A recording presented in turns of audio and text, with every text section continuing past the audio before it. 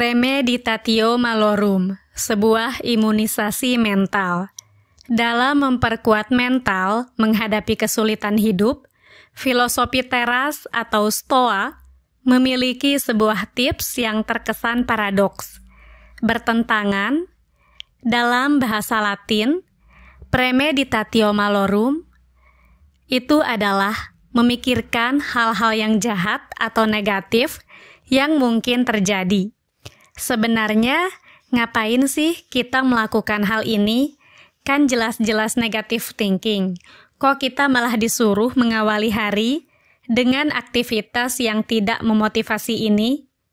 Mari kita kembali ke dikotomi kendali. Praktik ini sangat mirip cara kerjanya dengan imunisasi. Dalam imunisasi, kita memasukkan kuman yang sudah dilemahkan, sehingga sistem kekebalan kita bisa mempersiapkan diri melawan kuman yang sesungguhnya, jika kuman itu datang, dengan mensimulasikan kemungkinan-kemungkinan buruk yang mungkin terjadi. Kita sedang mempersiapkan kekebalan mental menghadapinya jika memang terjadi.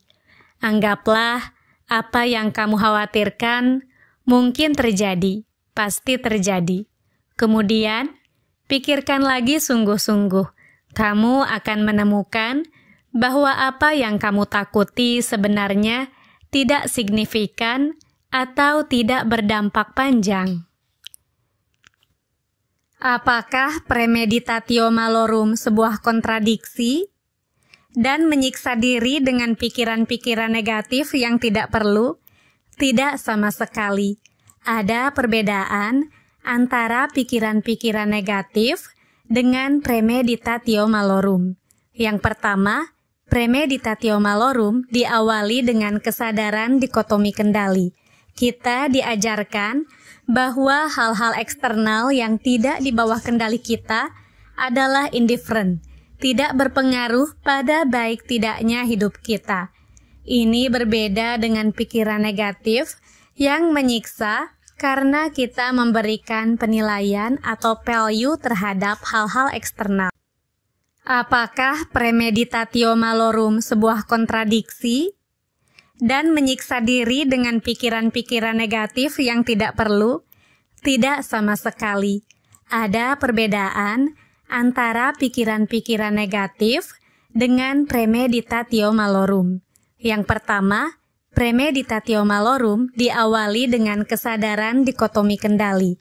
Kita diajarkan bahwa hal-hal eksternal yang tidak di bawah kendali kita adalah indifferent, tidak berpengaruh pada baik tidaknya hidup kita. Ini berbeda dengan pikiran negatif yang menyiksa karena kita memberikan. Sebaliknya, kita seharusnya lebih khawatir terhadap hal-hal di bawah kendali kita, seperti pikiran kita, sikap kita, perkataan kita, dan tindakan kita, karena inilah yang menentukan baik buruknya hidup kita.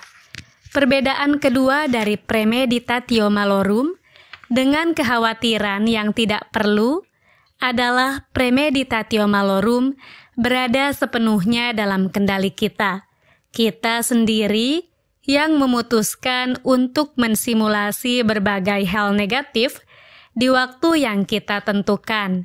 Misalnya pagi hari sebelum memulai aktivitas. Kitalah yang menginisiasinya dengan tujuan menyiapkan solusi atau mengurangi emosi negatif jika ternyata kejadian buruk benar-benar terjadi.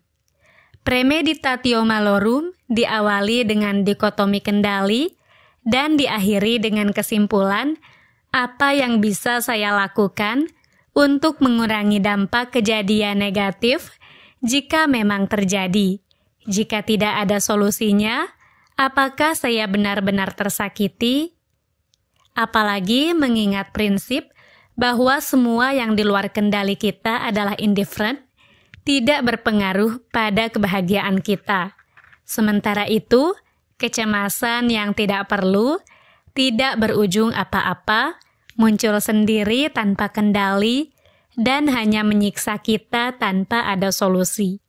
Perbedaan lain yang paling mendasar juga adalah kecemasan bersifat emosional, sementara premeditatio malorum datang dari nalar dan kepala dingin.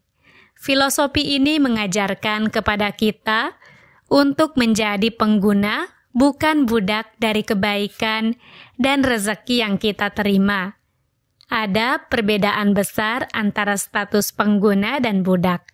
Jika kita adalah pengguna, maka segala rezeki dan keberuntungan yang kita terima dapat kita perlakukan sebagai pinjaman. Jika kita memiliki kesehatan, anggota tubuh lengkap, kecerdasan, kecantikan, lahir di orang tua dan bisa bersekolah, memiliki pekerjaan baik, memiliki pasangan dan anak yang baik, dan semua kebaikan lain yang bisa ditawarkan hidup, maka ingatlah bahwa ini semua hanyalah pinjaman. Jadi, mumpung menerima pinjaman ini, kita gunakan semaksimal dan sebaik mungkin. Namun kita hanyalah pengguna dan bukan pemilik. Artinya, setiap saat kita harus siap jika pinjaman ditarik kembali oleh hidup. Kita tidak pernah memiliki halusinasi bahwa kita bisa memiliki itu semua selamanya. Namun, diperbudak oleh rezeki dan kenikmatan hidup, membuat kita terus dilanda kecemasan akan kemungkinan kehilangan itu semua.